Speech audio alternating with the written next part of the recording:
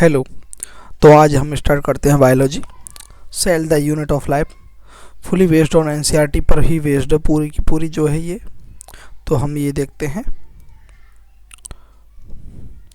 पहले देखते हैं सर्वे ऑफ द चैप्टर, यानी कि इस चैप्टर के अंदर हमें क्या क्या पढ़ना है। तो ये तो है ही है, व्हाट इज सेल, सेल क्या है, सेल थ्योरी देखनी है, and overview of cell, cell का पूरा ओवरव्यू देखना है। प्रोकैरियोटिक सेल देखना है, यूकैरियोटिक सेल देखना है। प्रोकैरियोटिक सेल के अंदर cell envelope and its modification देखना है। यूकैरियोटिक सेल्स जो है उसके अंदर हमें cell membrane, cell wall, ribosomes, inclusion body and endomembrane system जिस है ना, और mitochondria, plastid, cytoskeleton, cilia and flagella, centrosome, centrioles and nucleus and microbodies देखना है। एंडोमेम्ब्रेन सिस्टम भैया जिसमें एंडोप्लाज्मिक रेटिकुलम आता है ना, और गोल्जी बॉडी आती है, लाइसोसोम, वैक्यूल्स वगैरह आते हैं एंडोमेम्ब्रेन सिस्टम के अंदर। ये हमें इस चैप्टर के अंदर देखना है, पढ़ना है, ठीक है।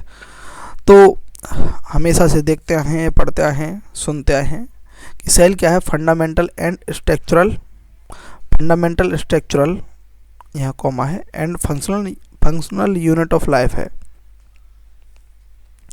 ये डेफिनेशन हम जानते हैं कि सेल क्या है। What is cell, cell is the fundamental, structural and functional unit of life. इसका मतलब क्या, फंडामेंटल चीज़ क्या होती है, फंडामेंटल का मतलब होता है कोई भी form of anything, elemental form of anything, ठीक है, उसे फंडामेंटल बोलते हैं। कि जैसे कि कोई भी चीज़ जिससे कोई चीज़ बनी हुई है, उसका जो एक फंडामेंटल या एलिमेंटल फॉर्म है उसे ही हम फंडामेंटल ही बोलते हैं। फंडामेंटल का जो है सिनोनिम एक प्रकार से एलिमेंटल ही है। जैसे आप ले सकते हैं कि जैसे कोई भी एक कमीज है या फिर कोई क्लॉथ्स है, ठीक है, उसके अंदर जो फंडामेंटल यूनिट क्या होगी उसकी, वह होगी क्या, एक धागा, ठीक है, ठीक है। काफ़ी सारे धागे जो हैं उनसे मिल करके एक जो है कमीज, शर्ट वगैरह बनती है। स्ट्रक्चरल मतलब वह स्ट्रक्चर बनाती है, अपने आप में वह एक स्ट्रक्चर है, ठीक है। सेल खुद एक अपने आप में एक स्ट्रक्चर है। और फंक्शनल क्या है, क्यों है, क्योंकि खुद फंक्शन करती है, ठीक है। तो इसलिए सेल जो है लाइफ की fundamental, structural and functional unit है। Anything less than a complete structure of a cell does not ensure independent living. Cell से छोटी कोई भी जो यूनिट है, सेल से छोटी कोई भी इंडिपेंडेंट थिंग है, वह एग्जिस्ट ही नहीं कर सकती। सेल ही सबसे छोटी यूनिट है जो लिविंग फॉर्म में एग्जिस्ट कर सकती है। लेस देन सेल कोई भी होगा, जैसे वायरस लेस देन सेल है, ठीक है। वायरस अपने आप में एक सेल नहीं है, लेकिन सेल से कम है। उसके अंदर क्या है, डीएनए है ना, सॉरी आरएनए, डीएनए जो भी है, डीएनए भी होता है, आरएनए भी होता है, ठीक है, लेकिन दोनों एक साथ नहीं होते उसके अंदर। और एक उसका एनवेलप होता है प्रोटीन का, ठीक है। लेकिन ये कब फंक्शनल होता है ये वायरस, जब किसी भी होस्ट की बॉडी में जाता है, ठीक है। तो इंडिपेंडेंटली लिविंग नहीं है, इंडिपेंडेंटली एग्जिस्ट नहीं कर सकता, ठीक है, वायरस, ठीक है। यूनिसेलुलर ऑर्गेनिज्म जो सिंगल सेल्ड होती हैं, केवल एक ही सेल होती है, उन्हें ही यूनिसेलुलर ऑर्गेनिज्म बोलते हैं। वे कैपेबल होते हैं इंडिपेंडेंट एग्जिस्टेंस के, जैसे अमीबा हो गई, performing the essential function of life, अपनी लाइफ के एसेंशियल फंक्शन भी परफॉर्म कर सकते हैं, ठीक है। आगे बढ़ते हैं सेल थ्योरी। इससे पहले मैं बता दूं, ये जो नोट्स हैं मेरे खुद के नोट्स हैं। ये राइटिंग जो है, ये राइटिंग ज़रूर एआई की है। आप खुद के भी नोट्स ऐसे बना सकते हैं, ऐसे मैं जस्ट इन्फॉर्मेशन के लिए बता रहा हूँ, ठीक है।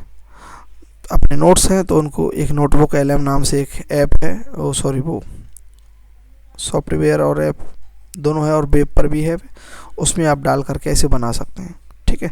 थ्योरी क्या है, लेकिन ये है मेरे एज इट इज नोट्स है, ठीक है। उन्हीं को, बस राइटिंग मेरी अच्छी नहीं है उस कारण से मैंने इस पर बनवाए हैं। Final shape of cell theory given by Rudolf Virchow in 1855। ये बात याद रखनी कि जो सेल थ्योरी की फाइनल शेप किसने दी थी, रुडोल्फ विर्चो ने दी थी। उससे पहले क्या किया था वो हम आगे देखेंगे। तो final shape of cell theory में क्या है, रुडोल्फ विर्चो ने क्या दो स्टेटमेंट दिए थे। पहला है, all living organism are composed of cells and product of cells. जितने भी हैं वो सारे लिविंग ऑर्गेनिज्म किससे बने हुए होते हैं, सेल से, और जो भी प्रोडक्ट ऑफ सेल्स है उससे बने हुए होते हैं।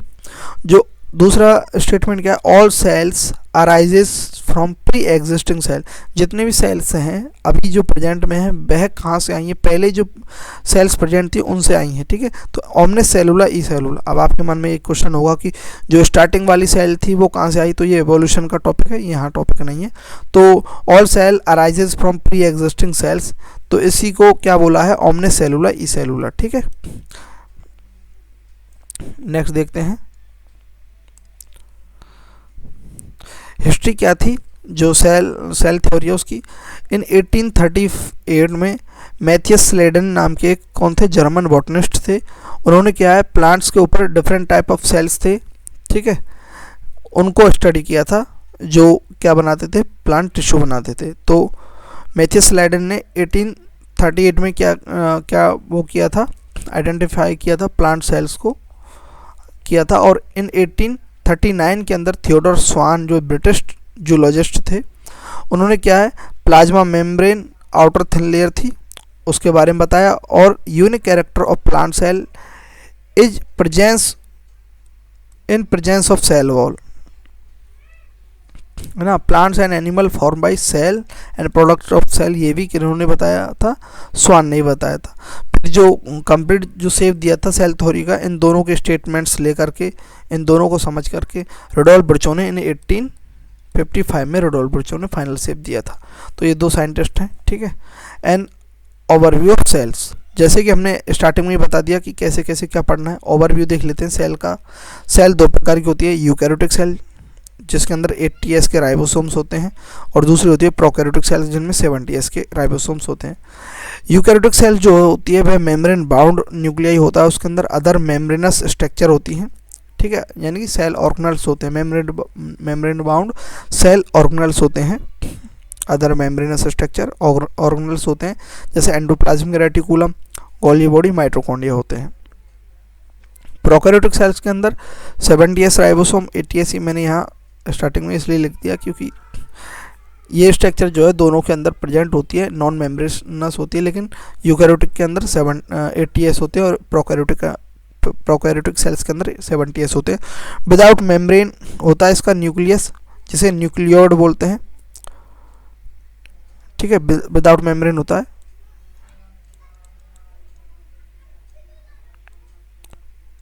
ठीक है।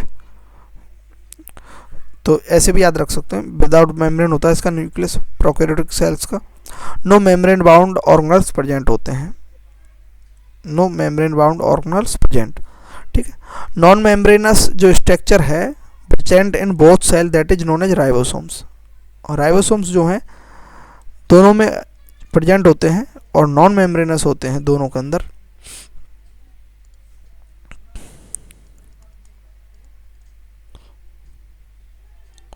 (70S) इधर 80S होते हैं। इस सेल का ओवरव्यू हो गया। Cell size, shape and activity, अभी चल रहा है ओवरव्यू, उसमें देखते हैं सेल की साइज क्या होती है, शेप क्या होती है और activity. Ribosomes found in mitochondria and chloroplast and rough endoplasmic reticulum.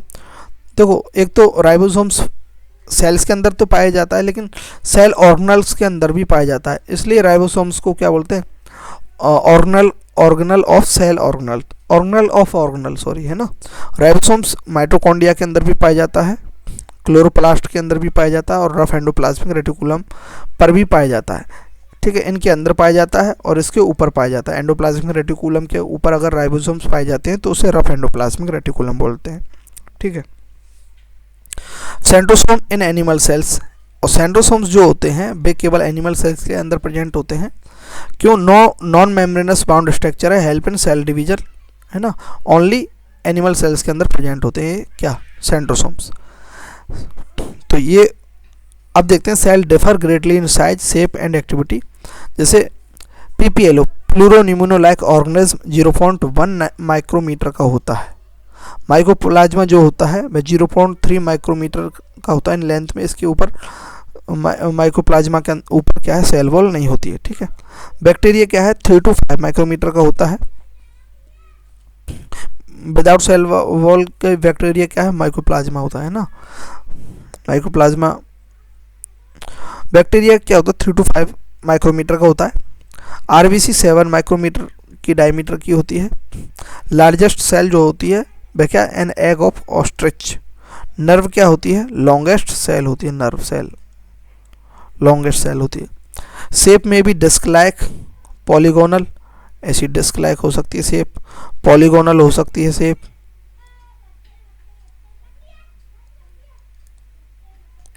Polygonal भी हो सकती है, जैसे बेंजीन होती है ना, ऐसी भी हो सकती है। क्यूबॉइड भी हो सकती है, ऐसी सेल हो सकती है। कॉलमनार हो सकती है, ठीक है। थ्रेड लाइक भी हो सकती है सेल, और इर्रेगुलर शेप की भी हो सकती है सेल। तो ये सेल के शेप हो सकते हैं, disc like, polygonal, cuboid, columnar, thread like and irregular, ठीक है। अब देखते हैं प्रोकैरियोटिक सेल्स। यहाँ तक हमने सेल की साइज शेप देख ली। Prokaryotic cells, mainly prokaryotic cells के अंदर बैक्टीरिया आते हैं, मेनली बैक्टीरिया आते हैं, ब्लू ग्रीन एल्गी आती है, माइकोप्लाज्मा आता है और पीपीएलओ, ये किसके अंदर, प्रोकैरियोटिक सेल्स के अंदर आते हैं। Smaller and multiply more rapidly than eukaryotic cells, ये क्या होती हैं, प्रोकैरियोटिक सेल स्मॉलर होते हैं, छोटी होती है यूकैरियोटिक सेल से, और जल्दी से मल्टीप्लाई होती है। जैसे जो अमीबा है 20 मिनट के अंदर जो है अपने आप को डिवाइड करके नया डॉटर सेल बना देती है अमीबा, ठीक है। तो बहुत फास्ट होती है, लेकिन ह्यूमन सेल्स जो होती है वो 24 आवर्स लेती है डिवाइड होने में, ठीक है। तो प्रोकैरियोटिक सेल जो होती हैं वे छोटी होती है in comparison of eukaryotic cells, और मल्टीप्लाई होती हैं बहुत जल्दी से। 4 बेसिक शेप्स होती हैं बैक्टीरिया की या फिर प्रोकैरियोटिक सेल्स की। एक तो होता है बैसिलस यानी कि रॉड लाइक होती हैं, कोकस होती हैं, स्पेरिकल होती है, जैसे निमोनोकोकस आपने देखा होगा, जो निमोनिया करता है तो वो कोकस होता है, कोकस मतलब स्पेरिकल शेप होता है उसका। विब्रियो यानी कोमा शेप होती है, स्पाइरुलम यानी कि स्पाइरल शेप होती है। All prokaryotes have cell wall surrounding the cell membrane, जितने भी प्रोकैरियोट्स होते हैं उनके अंदर सेल वॉल होती है। लेकिन माइकोप्लाज्मा जो होता है ये एक प्रकार का प्रोकैरियोटिक सेल्स है जिसके पास क्या नहीं होती, सेल वॉल नहीं होती। Mycoplasma do not have cell wall. आशाय परम दुखम, निराश्रम परम सुखम। किसी चीज पर आशा करना बहुत बड़ा दुख है, और हम अगर निराश बिना आशा के रहते हैं, बिना आशा के कोई कर्म करते हैं, तब उससे बड़ा सुख कुछ भी नहीं है, ठीक है। विवेक चूड़ामणि का सूत्र है। प्रोकैरियोटिक सेल्स, प्रोकैरियोटिक सेल्स ही पढ़ रहे हैं हम, ठीक है। उसके अंदर क्या है, जेनोमिक डीएनए जो होता है प्रोकैरियोटिक सेल्स का सिंगल क्रोमोसोम होता है एक तो, और एक सर्कुलर डीएनए होता है, डबल स्टैंडर्ड होता है सर्कुलर डीएनए। जो ये क्या एक्स्ट्रा क्रोमोसोमल डीएनए है, ये क्या है, जेनोमिक डीएनए नहीं है। जेनोमिक डीएनए जो होता है प्रोकैरियोटिक सेल्स के अंदर सिंगल क्रोमोसोम होता है, एक होता है सर्कुलर डीएनए होता है। ये क्या है, नॉट जेनोमिक, जेनोमिक क्योंकि ये जो है आगे ट्रांसफर नहीं होता है इससे। ये केवल क्या है, कुछ फिनोटाइपिक मतलब उसकी जो है मॉर्फोलॉजी जो दिखने में जो है उसको चेंज कर सकता है, लेकिन जेनेटिकली नहीं है ये circular DNA. Extra small circular DNA outside the genomic DNA, उसे क्या बोलते हैं, प्लाज्मिड बोलते हैं। Confer certain unique phenotypic character, example resistance to antibiotic, ठीक है, एंटीबायोटिक्स।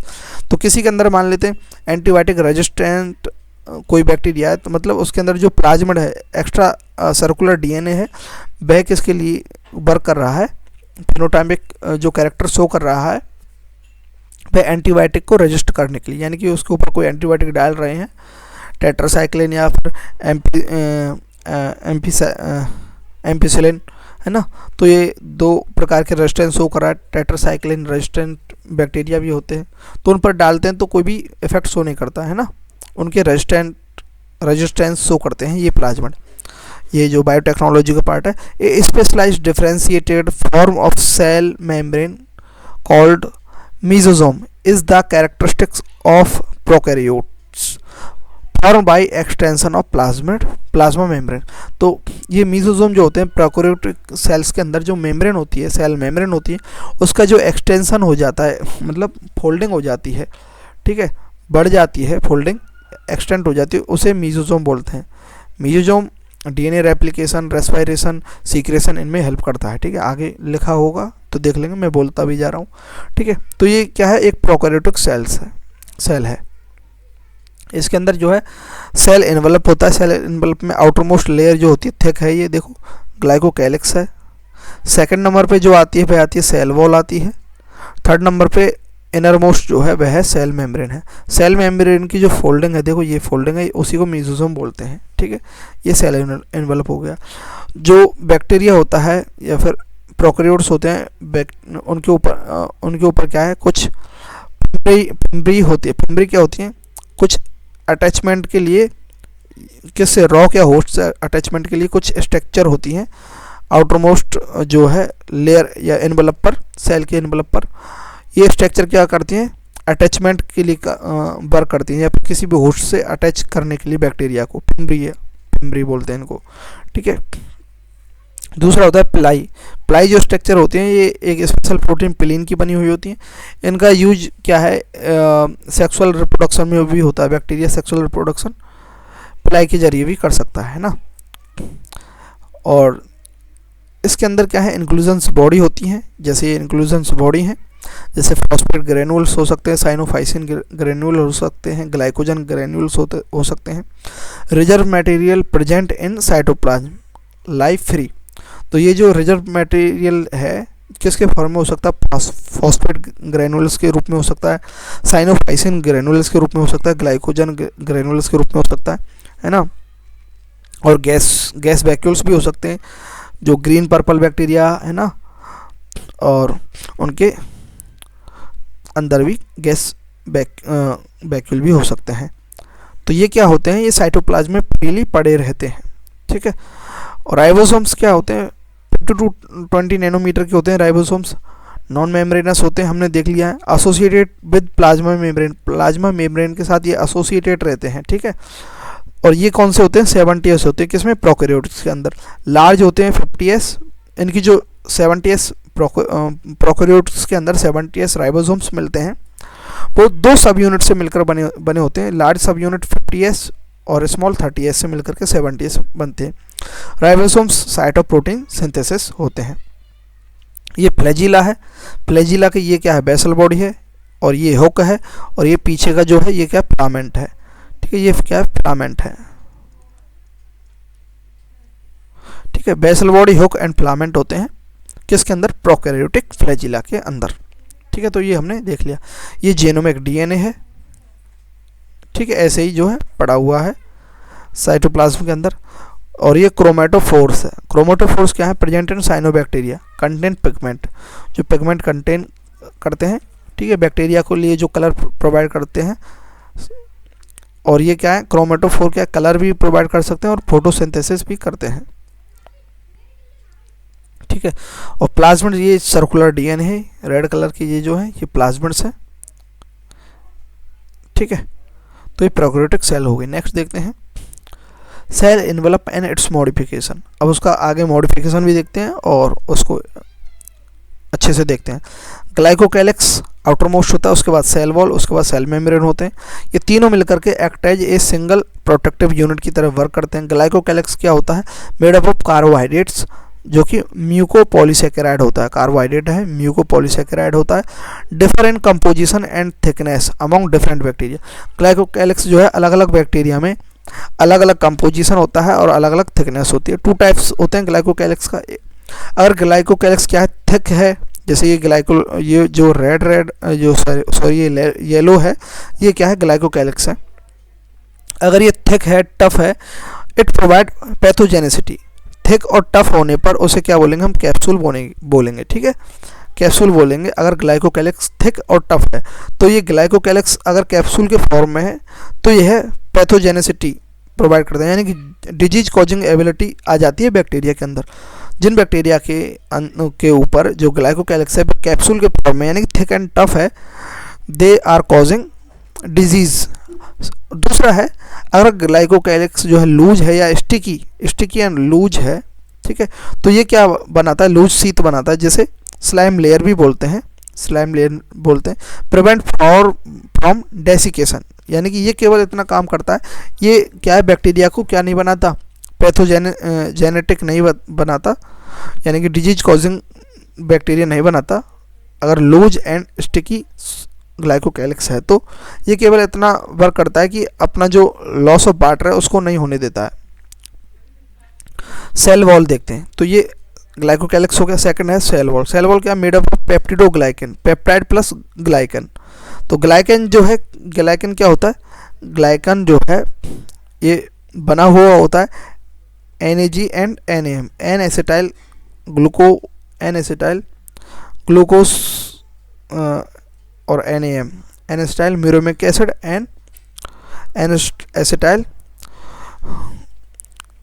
ग्लाइको, एक मिनट मैं भूल रहा हूँ, एक minute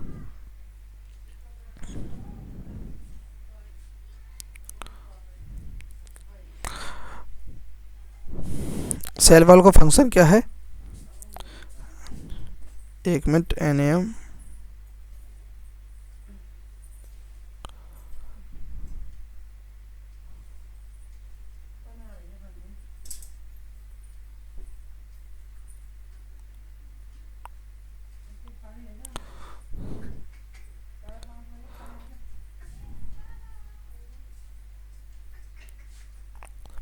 N acetyl glucosamine, N acetyl glucosamine है ना।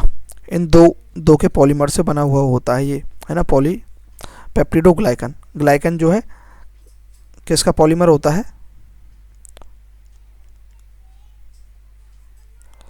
ऑफ एन एसिटाइल, एन यानी कि नाइट्रोजन किस पर जुड़ा हुआ है, एसिटाइल ग्रुप पर, ग्लूकोजामाइन, फिर एन एसिटाइल म्यूरामिक एसिड, इससे बना हुआ होता है, ठीक है। Cell wall determines shape of cells, cell की जो शेप है उसको डिटरमाइन करती है, यानी कि मेंटेन करती है, बताती है। सेल वॉल से ही जो है हम देखते हैं डिफरेंट शेप्स जो होती हैं बैक्टीरिया की, वो सेल वॉल के वजह से होती हैं।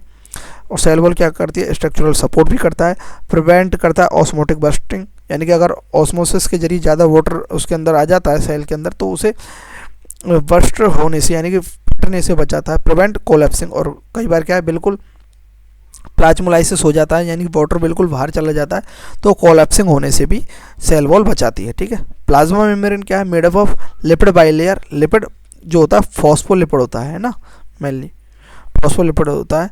सेलेक्टिवली परमिएबल होती है, प्लाज्मा मेम्ब्रेन जो होती है सेमी परमिएबल मेम्ब्रेन होती है, सेलेक्टिवली परमिएबल होती है। इंटरेक्ट विद आउटसाइड वर्ल्ड के साथ इंटरेक्ट करती है। मीजोसोम हम देख चुके हैं, मीजोसोम जो होते हैं क्या है, इनफोल्डिंग होते हैं, एक्सटेंशन ऑफ प्लाज्मा मेम्ब्रेन, उन्हें क्या बोलते हैं, मीजोसोम। हम पहले देख सकते हैं, यहाँ पर भी लिख देता हूँ, एक्सटेंशन होते हैं, एक minute, extension of plasma membrane के एक्सटेंशन होते हैं मीजोसोम। मीजोसोम क्या बनाते हैं, वेसिकल्स बनाते हैं, ट्यूब्यूल्स एंड लेमेली बनाते हैं। फॉर्म ऑफ मीजोसोम की फॉर्म है ये, ठीक है। मीजोसोम से ही वेसिकल्स बनते हैं, ट्यूब्यूल्स, लेमेली बनते हैं। मीजोसोम किस में हेल्प करता है, सेल वॉल फॉर्मेशन में करता है, DNA रेप्लिकेशन में करता है, रेस्पायरेशन में करता है, सीक्रेशन प्रोसेस में करता है ना। और क्या करता है, इंक्रीज करता है, increase surface area of plasma membrane and enzymatic content, इसमें हेल्प करता है मीजोसोम, ठीक है। तो यहाँ हमने तीनों जो है स्ट्रक्चर पढ़ ली है, ग्लाइकोकैलिक्स, सेल वॉल और प्लाज्मा मेम्ब्रेन। नेक्स्ट देखते हैं, यूकैरियोटिक सेल्स पर आ जाते हैं। अब हमने प्रोकैरियोटिक सेल्स कंप्लीट कर ली, eukaryotic cells. Extensive compartmentalisation of cytoplasm through the presence of membrane bound organelle.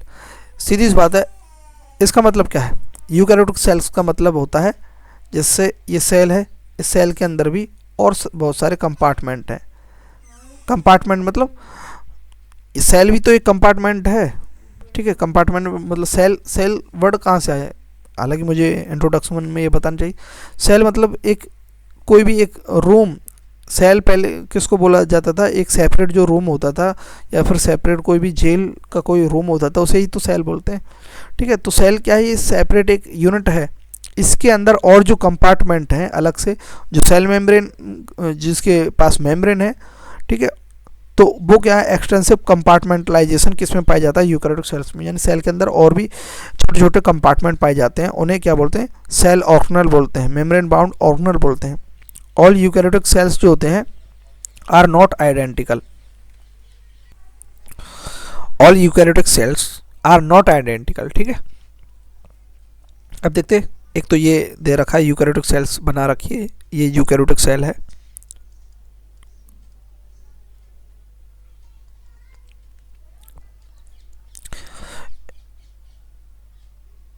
Eukaryotic cell से मतलब होता है ट्रू सेल, ठीक है, यूकैरियोटिक मतलब ट्रू।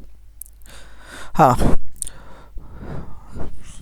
ऑर्गेनल्स एक तो होते हैं विदाउट मेम्ब्रेन, एक होते हैं विद मेम्ब्रेन। विदाउट मेम्ब्रेन हमने देखा राइबोसोम्स जो होते हैं वे दोनों में मिलते हैं, प्रेजेंट इन बोथ, किसमें, यूकैरियोटिक एंड प्रोकैरियोटिक। सेंट्रियोल्स जो होते हैं ये विदाउट मेम्ब्रेन वाले हैं, राइबोसोम, सेंट्रियोल्स और न्यूक्लियोलस। न्यूक्लियोलस जो होता है न्यूक्लियस के अंदर जो होता है, देखो ये न्यूक्लियोलस है ना, ठीक है। Centrioles only in animal cells में ही प्रेजेंट होते हैं सेंट्रियोल्स, और ये क्या है, नॉन मेम्ब्रेनस होते हैं। यूकैरियोट्स के अंदर भी ओनली एनिमल्स के अंदर प्रेजेंट होते हैं। दूसरा है nucleolus. Organelles with membrane, membrane के साथ कौन कौन से ऑर्गेनल्स होते हैं, एक तो सिंगल मेम्ब्रेन वाले होते हैं, एक डबल मेम्ब्रेन वाले होते हैं। पहले डबल मेम्ब्रेन वाले देखते हैं, माइटोकॉन्ड्रिया डबल मेम्ब्रेन, इंटर और आउटर, है ना। प्लास्टिड्स होते हैं डबल मेम्ब्रेन होते हैं, आउटर मेम्ब्रेन और इनर मेम्ब्रेन। और न्यूक्लियस जो है वह भी डबल मेम्ब्रेन का होता है। देखो ये न्यूक्लियस है, ये दो मेम्ब्रेन, आगे हम देखेंगे न्यूक्लियस को भी डिटेल में, ठीक है। Single endoplasmic single membrane endoplasmic reticulum में होता है, गोल्गी बॉडी में होता है, वेसिकल्स में होता है, वैक्यूल्स होता है, लाइसोसोम में होता है ना। और ये जो है ये एंडोमेम्ब्रेन सिस्टम भी बनाते हैं, आगे देखेंगे। पेरोक्सिसोम, सीलिया, फ्लैजिला, माइक्रोबॉडीज, ये क्या है, ये क्या है, सिंगल मेम्ब्रेन वाले सेल ऑर्गेनल्स हैं। सेल मेम्ब्रेन, अब आते हैं हम सेल मेम्ब्रेन किस पर, यूकैरियोटिक पढ़ रहे हैं हमने पहले देखा था क्या, प्रोकैरियोटिक। यूकैरियोटिक के अंदर क्या है, डिस्कवर कब हुआ, in light microscope cell membrane is visible but detail structure provide after discovery of electron microscope nanometre in 1950। पहले क्या है, सेल मेम्ब्रेन दिख तो रही थी लाइट माइक्रोस्कोप के अंदर, लेकिन उस समय हम समझ नहीं पाए थे, है ना, एक्चुअल जो है उसकी जो स्ट्रक्चर है उसको। लेकिन 1950 के अंदर जब इलेक्ट्रॉन माइक्रोस्कोप का डिस्कवरी हो गया, उसके बाद हम डिटेल स्ट्रक्चर जो है पढ़ पाए थे, जान पाए थे। Chemical analysis of RBC membrane is done. तो आरबीसी जो है उसकी जो मेम्ब्रेन है हमने उसका केमिकल एनालिसिस किया था, यानी कि उसको लिया था और उसको उसके अंदर हमने देखा था कि फॉस्फोलिपिड जो होता है वह 40% तो फॉस्फोलिपिड होता है, 52% प्रोटीन और 8% अदर एलिमेंट्स होते हैं। किसके अंदर, प्लाज्मा मेम्ब्रेन ऑफ आरबीसी, जो हमने एक केमिकली जाना था केमिकल एनालिसिस करने पर। Phospholipid 40, protein 52% and 8% other element, ठीक है। और बात ये आती है कि मतलब आरबीसी क्यों ली, आरबीसी क्योंकि इसके अंदर ना तो न्यूक्लियस होता है, ना एंडोप्लाज्मिक रेटिकुलम होता है ना, ना माइटोकॉन्ड्रिया भी नहीं होता है, ठीक है। ये केवल क्या है, ऑक्सीजन को जो है ट्रांसपोर्ट करने के लिए हीम होता है इसके अंदर, है ना। स्ट्रक्चर क्या, cell membrane cell membrane made up of lipid, mainly phospholipid and protein. Phospholipid और प्रोटीन की बनी हुई होती है मेनली, ठीक है। पोलर हेड जो होता है उसे हाइड्रोफिलिक आउटर साइड होता है। हाइड्रोफिलिक मतलब वाटर से लविंग, हाइड्रो मतलब वाटर, फिलिक मतलब लविंग, वाटर लविंग होता है। जो हाइड्रोफोबिक टेल होती है वो रिपेल करती है वाटर, यानी कि वाटर हेटिंग, है ना। टेल्स जो होती है वाटर को रिपेल करती है। ये क्या है, फॉस्फोलिपिड है, ठीक है। तो प्रोटीन प्लस शुगर मिलकर के क्या बनाता है, शुगर को क्या बोलते हैं, ग्लाइको प्रोटीन, तो glyco protein. Lipid plus sugar मिलकर के ग्लाइकोलिपिड बनता है, ठीक है। ये भी एलिमेंट्स प्रेजेंट होते हैं, ये भी प्रेजेंट होते हैं। प्रोटीन्स क्या, two types on the basis of essay of extraction, extraction के बेसिस पर दो प्रकार के प्रोटीन हमें देखने को मिलते हैं। जैसे कोई भी, ये प्लाज्मा मेम्ब्रेन है, ठीक है। आउटर साइड तो क्या होगा, पोलर हेड होगा, बाइपोलर होती है ना, तो आउटर साइड तो पोलर हेड और इनर साइड जो है हाइड्रोफोबिक टेल, यानी कि वाटर रिपेल करने वाली टेल्स होती हैं, ऐसे होती है ना बाइपोलर। इनके बीच बीच में क्या है, यहाँ प्रोटीन होती है। प्रोटीन एक तो सरफेस पर होती है, एक फुली जो है ब्यूरिड होती है, यानी कि पूरी धसी हुई होती है इस मेम्ब्रेन के अंदर। इसमें डायग्राम है या नहीं, इसमें डायग्राम नहीं है। तो एक तो फुली ब्यूरिड होती है और पार्शियली ब्यूरिड भी होती है। ये तो इंटीग्रल प्रोटीन होती है जो धसी हुई होती है, इंटीग्रल मतलब धसी हुई उसके अंदर, है ना। और पेरिफेरल प्रोटीन जो होती है पेरीफेरी पर होती है, यानी सरफेस पर होती है, इजी टू रिमूव होती है पेरिफेरल प्रोटीन। एक मिनट, अगर इसमें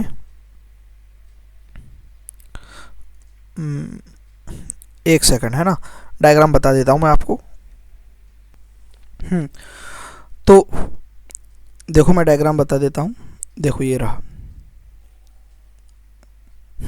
तो ये जैसे लिपिड बाइलेयर की जो है फ्लूइड मोज़ेक मॉडल है, 1972 में सिंगर एंड निकोलसन ने दिया था।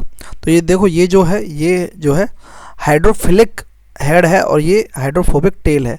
आउटर साइड ये बाइपोलर होती है, ये मेम्ब्रेन है, और इसके बीच में ये जो धसी हुई है ब्यूरिड है, ये क्या है, ये धसी हुई जो है ये क्या है, प्रोटीन्स है ना, इंटीग्रल प्रोटीन है। और ये जो है सरफेस पर है, ये देखो ये क्या है, पेरिफेरल प्रोटीन है ना। कोलेस्ट्रॉल भी होते हैं इसके अंदर, है ना। और ये जो है शुगर कार्बोहाइड्रेट्स होते हैं, ग्लाइकोप्रोटीन्स हैं। ये कार्बोहाइड्रेट्स के प्रोटीन के ऊपर जुड़े हुए हैं, उस कारण से ये ग्लाइकोप्रोटीन्स हैं। ग्लाइकोलिपिड्स भी हैं, देखो ये लिपिड पर अटैच है तो ये ग्लाइकोलिपिड है ना। देखो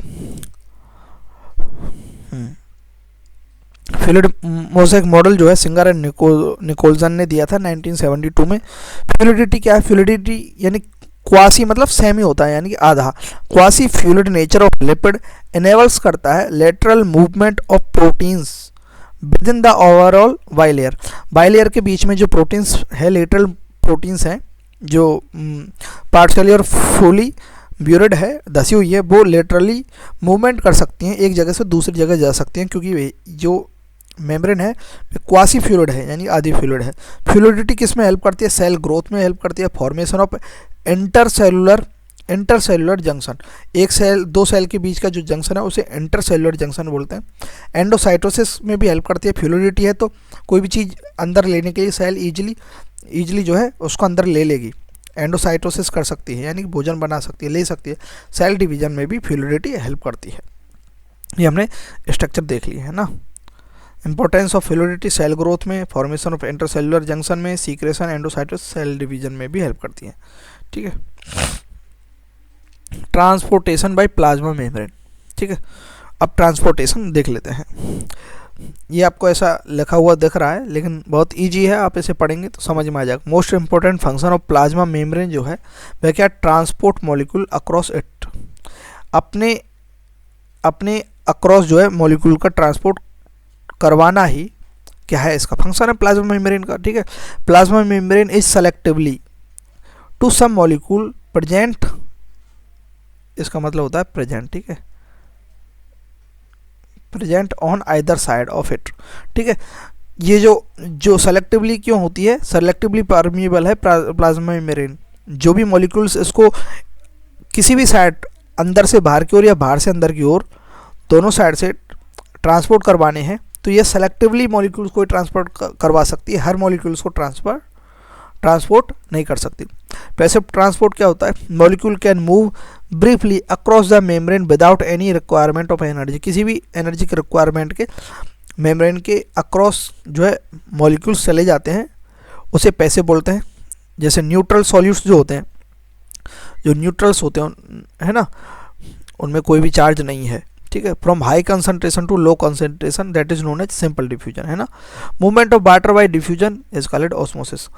वाटर का डिफ्यूजन जो होता है high concentration to low concentration, उसे ऑस्मोसिस बोलते हैं। अब देखते हैं active transport. A few ions और मॉलिक्यूल्स, आयंस और मॉलिक्यूल्स जो है transported across the membrane against the their concentration gradient, यानी कि लो कंसंट्रेशन ग्रेडियंट से हाई कंसंट्रेशन ऑफ ग्रेडियंट, यानी कि जहाँ सोडियम या पोटेशियम की कंसंट्रेशन कम है लेकिन कम से ज़्यादा की ओर ट्रांसपोर्ट होना। देखो सीधी सी बात है, कोई भी चीज़ है ज़्यादा से कम की ओर बहेगी, यानी कि ये एंट्रोपी है यूनिवर्स की, सीधी सी बात है। लेकिन अगर हमें नीचे से कोई चीज़ ऊपर पहुंचानी है, कम से ज़्यादा की ओर पहुंचानी है, तो हमें एनर्जी एक्स्ट्रा देनी पड़ेगी, सीधी सी बात है। Such transport in an energy dependent process ATP utilise होती है, उसे क्या बोलते हैं, एक्टिव ट्रांसपोर्ट बोलते हैं। जैसे सोडियम पोटेशियम जो पंप होते हैं मेम्ब्रेन पर लगे हुए होते हैं, उनमें एक्टिव ट्रांसपोर्टेशन होता है। फैसिलिटेड ट्रांसपोर्ट क्या होता है, a polar molecule can not pass through the non polar lipid bilayer, they required a carrier protein of membrane to facilitate their transport across it. अगर जैसे लिपिड हुआ, लिपिड तो polar है, ठीक है, लिपिड हुआ तो लिपिड कोई भी मॉलिक्यूल लिपिड का मॉलिक्यूल है तो वह किसको, मेम्ब्रेन को क्रॉस कर जाएगा, इजीली कर जाएगा। लेकिन नॉन पोलर कोई भी मॉलिक्यूल है तो वह उसे पार करवाने के लिए ये फैसिलिटेड ट्रांसपोर्ट होगा तो हाई टू लो कंसंट्रेशन में ही, लो कंसंट्रेशन में ही होगा फैसिलिटेड। लेकिन इसके लिए स्पेशल प्रोटीन होती हैं, कैरियर प्रोटीन बोलते हैं उनको, वो होती हैं, वो इनको क्या है ट्रांसपोर्टेशन करवाती हैं, उसे फैसिलिटेड ट्रांसपोर्ट बोलते हैं। ठीक है, हमने सेल मेम्ब्रेन देख ली है और उसका ट्रांसपोर्ट भी देख लिया। अब देखते हैं cell wall in eukaryotes, plants और फंजाई के अंदर ही सेल वॉल होती है। नॉन लिविंग रिजिड स्ट्रक्चर होती है सेल वॉल, ठीक है। Outer covering of plasma membrane, plasma membrane की आउटर कवरिंग होती है सेल वॉल। फंक्शन क्या है, वही है provide shape to cell, prokaryotes के अंदर भी यही फंक्शन था। Protect cell from mechanical damage, ठीक है, जैसे कि प्रोकैरियोट्स में हमने देखा था वर्स्टिंग वगैरह है ना, और कोलैप्सिंग है ना, वही मैकेनिकल डैमेज से बचाती है, ठीक है, एंड इन्फेक्शन से भी बचाती है। Cell to cell interaction, barrier to undesirable macromolecules, desirable जो हमें नहीं चाहिए ऐसे मैक्रोमोलिक्यूल्स जो बड़े मॉलिक्यूल्स हैं उनको नहीं आने देती है सेल मेम्ब्रेन तक, बाहर ही रोक देती है सेल वॉल। कंपोजिशन क्या होता है, सेल वॉल किससे बनी हुई होती है, एल्गी के अंदर सेलुलोज, गैलेक्टन्स, मेनन्स, मिनरल्स जैसे कैल्शियम कार्बोनेट्स बने होते हैं। आगे हम जब हम पढ़ेंगे प्लांट के नाम तो उसमें पढ़ेंगे algae, brown algae, green algae, brown algae है ना, रेड एल्गी, तो उनमें अलग अलग सेलुलोज, गैलेक्टन्स, मेनन्स है ना, इनसे बनी हुई होती है सेल मेम्ब्रेन एल्गी के अंदर। प्लांट्स के अंदर सेलुलोज की बनी हुई होती है, हेमीसेलुलोज और पैक्टिन एंड प्रोटीन की बनी हुई होती है क्या, सेल वॉल। नेक्स्ट देखते हैं एंडो मेम्ब्रेन सिस्टम। यहाँ तक हमने यूकैरियोटिक सेल के अंदर cell membrane and cell wall देख ली। अब आते हैं हम सेल ऑर्गेनल्स के अंदर, उसमें हम पढ़ेंगे पहले endo membrane system. Endo membrane system क्या होता है, और organelles which have coordinated function from endo membrane system, यानी कि कोऑर्डिनेटेड फंक्शन होता है जिन सेल ऑर्गेनल्स के बीच में, यानी कि एक जो है एक का फंक्शन दूसरे पर डिपेंड है, ठीक है, इस प्रकार से कोऑर्डिनेशन में है ना, उसको क्या बोलते हैं, एंडो मेम्ब्रेन सिस्टम बोलते हैं। Endo membrane system include endoplasmic reticulum, Golgi complex, lysosome and vacuoles. ये हैं किसमें, एंडो मेम्ब्रेन सिस्टम के अंदर ये ही ऑर्गेनल्स होते हैं, endoplasmic reticulum, ER, Golgi complex, lysosome and vacuoles. Mitochondria, chloroplast और peroxisomes are not considered as part of endo membrane system. The endoplasmic reticulum, अब देखते हैं एंडो मेम्ब्रेन सिस्टम में पढ़ते हैं। सबसे पहले एंडोप्लाज्मिक रेटिकुलम पढ़ेंगे, फिर गोल्गी बॉडी पढ़ेंगे, गोल्गी कॉम्प्लेक्स और लाइसोसोम एंड वैक्यूल्स पढ़ेंगे। तो एंडोप्लाज्मिक रेटिकुलम ईआर, ये क्या, नेटवर्क और रेटिकुलम को ही क्या बोलते हैं, नेटवर्क बोलते हैं। Network of tiny tubular structure scattered in cytoplasm, cytoplasm में स्कैटर्ड जो होता है, ठीक है। एंडोप्लाज्मिक रेटिकुलम क्या, जैसे ये न्यूक्लियस है, न्यूक्लियस की मेम्ब्रेन से ही ये निकले होते हैं, ट्यूबुलर होते हैं ये इस प्रकार से, ठीक है, ट्यूबुलर होते हैं, स्कैटर्ड होते हैं साइटोप्लाज्म में, है ना। Endoplasmic reticulum divides intracellular, intra मतलब सेल के ही अंदर, ठीक, इंट्रा यानी कि दो सेल के बीच में, इंट्रासेलुलर स्पेस, जैसे कि मैं बता देता हूँ, जैसे कि ये कोई सेल है, ठीक है, इसके अंदर ये न्यूक्लियस है, ये न्यूक्लियस है ना, और ये क्या है, एंडोप्लाज्मिक रेटिकुलम। तो देखो ये क्या है, साइटोप्लाज्म भरा हुआ है, तो ये क्या है, क्या करता है, इंटरसेलुलर स्पेस को दो पार्ट में, कंपार्टमेंट में डिवाइड कर देता है। एक तो लुमिनल, लुमिनल मतलब इनसाइड एंडोप्लाज्मिक रेटिकुलम, तो एंडोप्लाज्मिक रेटिकुलम के अंदर का जो ये पार्ट है इसे लुमिनल, लुमिनल बोलेंगे, और इसके बाहर का जो कंपार्टमेंट है, ठीक है, उसे क्या बोलेंगे, एक्स्ट्रा लुमिनल। ये क्या हो जाएगा, एक्स्ट्रा लुमिनल। तो एंडोप्लाज्मिक रेटिकुलम जो है डिवाइड कर देता है किसको, इंट्रासेलुलर स्पेस को into two distinct compartments, that is luminal inside the endoplasmic reticulum and extra luminal जो है साइटोप्लाज्म जो है वह एक्स्ट्रा लुमिनल कंपार्टमेंट है। रफ एंडोप्लाज्मिक रेटिकुलम क्या है, राइबोसोम्स प्रेजेंट होते हैं ऑन एंडोप्लाज्मिक रेटिकुलम, तब उसे रफ एंडोप्लाज्मिक रेटिकुलम बोलते हैं। रफ एंडोप्लाज्मिक रेटिकुलम कब बोलेंगे, जब राइबोसोम्स यहाँ प्रेजेंट ऑन एंडोप्लाज्मिक रेटिकुलम, ठीक है, एंडोप्लाज्मिक रेटिकुलम। एक मिनट, थोड़ी राइटिंग की बड़ी दिक्कत है। Ribosomes present on endoplasmic reticulum, है ना। Actively involve in protein synthesis, rough endoplasmic reticulum क्या है, एक्टिवली इन्वॉल्व होते हैं इन प्रोटीन के सिंथेसिस में, क्योंकि राइबोसोम्स जिनसे अटैच है, राइबोसोम क्या है, एक यूनिट है ना, किसके लिए, प्रोटीन सिंथेसिस के लिए। Smooth endoplasmic reticulum SER without ribosomes, उन्हें क्या बोलते हैं, स्मूथ एंडोप्लाज्मिक रेटिकुलम बोलते हैं, ठीक है। तो ये क्या है, विदाउट राइबोसोम्स होते हैं। Major site of synthesis of lipid, ये लिपिड का सिंथेसिस करते हैं, जैसे स्टीरॉयडल हार्मोन्स का भी सिंथेसिस स्मूथ एंडोप्लाज्मिक रेटिकुलम होते हैं। Note, endoplasmic reticulum are extensive and continuous with outer membrane of nucleus, nucleus की जो आउटर मेम्ब्रेन होती है ना, उसके साथ क्या है, ये कंटिन्यूअस होते हैं और एक्सटेंसिव होते हैं। आउटर मेम्ब्रेन ऑफ न्यूक्लियस है वही जो है एंडोप्लाज्मिक रेटिकुलम का फॉर्मेशन करती है, ठीक है। बाई मेम्ब्रेनस होती है ना, डबल मेम्ब्रेन होती है किसमें, न्यूक्लियस के अंदर। तो ये हो गया हमारा एंडोप्लाज्मिक रेटिकुलम। अब आते हैं हम गोल्जी कॉम्प्लेक्स, ठीक है। ये सारे क्या है, एंडोमेम्ब्रेन सिस्टम। गोल्जी apparatus क्या है, discovered by Camillo Golgi in 1898। Many flat disc shaped sac और सिस्टर्नी, ये जो है इन्हें फ्लैट और डिस्क शेप है, इन्हें क्या बोलते हैं, सिस्टर्नी बोलते हैं, सिस्टर्नी, सिस्टर्नी बोलते हैं।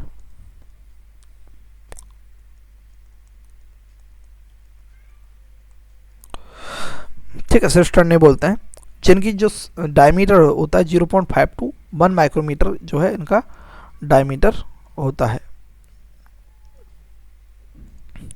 ठीक है। Cisternae stacks parallel to each other, ये सारे जो है एक दूसरे के पैरेलल होते हैं। एक होता है फॉर्मिंग फेज या कॉन्वेक्स सिस, ठीक है। फॉर्मिंग फेज जो होता है ये किसके नज़दीक होता है, किसके, एंडोप्लाज्मिक रेटिकुलम के या फिर न्यूक्लियस के नज़दीक होता है। ये जो फेज होता है फॉर्मिंग फेज, यहाँ से कोई भी प्रोडक्ट, यहाँ से कोई भी प्रोडक्ट बन करके यहाँ पर एंटर होता है कोई भी प्रोडक्ट, फिर इसके अंदर प्रोसेस होकर के बन करके बाहर निकलता है। कॉन्वेक्स या फिर ट्रांस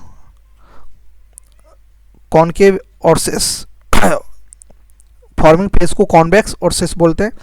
और मैच्योरिंग फेज जो मैच्योर बना देता है, यानी परिपक्व करके कोई भी मटेरियल बनाता है, उसे कॉनकेव या ट्रांस या मैच्योरिंग फेज बोलते हैं। Important site of formation of glycoprotein and glycolipid, glycoprotein और ग्लाइकोलिपिड कहाँ बनता है, किसमें बनता है, गोल्जी apparatus।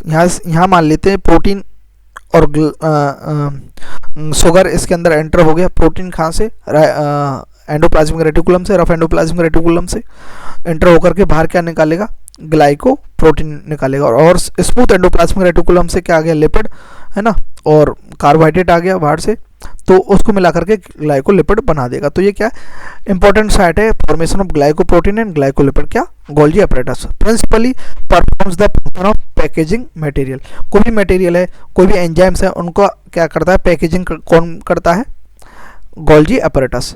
एक तो क्या है, ग्लाइकोप्रोटीन एंड ग्लाइकोलिपिड का फॉर्मेशन करता है, और दूसरा क्या है, प्रिंसिपली मेल यानी कि मुख्य रूप से क्या करता है, फंक्शन क्या करता है, पैकेजिंग ऑफ मटेरियल, मटेरियल्स जो भी हैं सेल्स के उनकी पैकेजिंग करता है।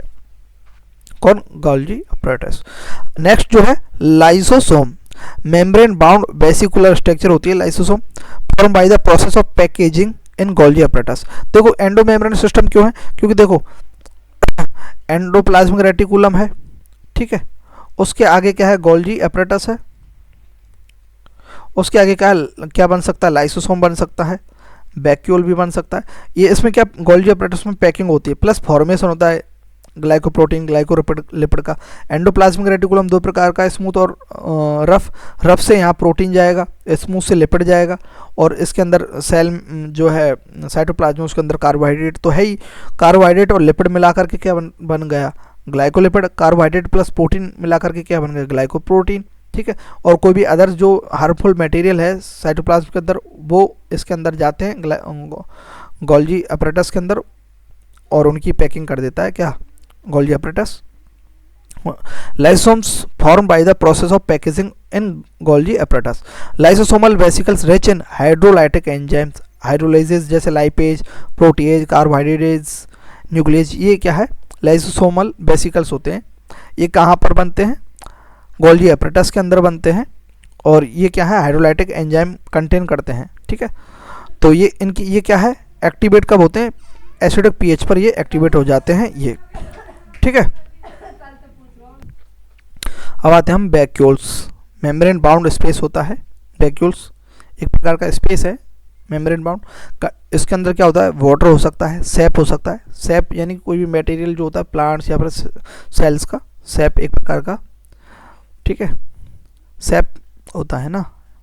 एक्सक्रीटरी प्रोडक्ट्स हो सकते हैं, ठीक है, जो सेल्स बनाता है अपने, एक्सक्रीशन, यूरिया वगैरह कुछ भी हो सकते हैं, ठीक है। Other material not useful for the cell, जो सेल के लिए यूजफुल नहीं होते हैं, वैक्यूल्स के अंदर होते हैं। मेम्ब्रेन ऑफ वैक्यूल्स जो होती है उसे टोनोप्लास्ट बोलते हैं।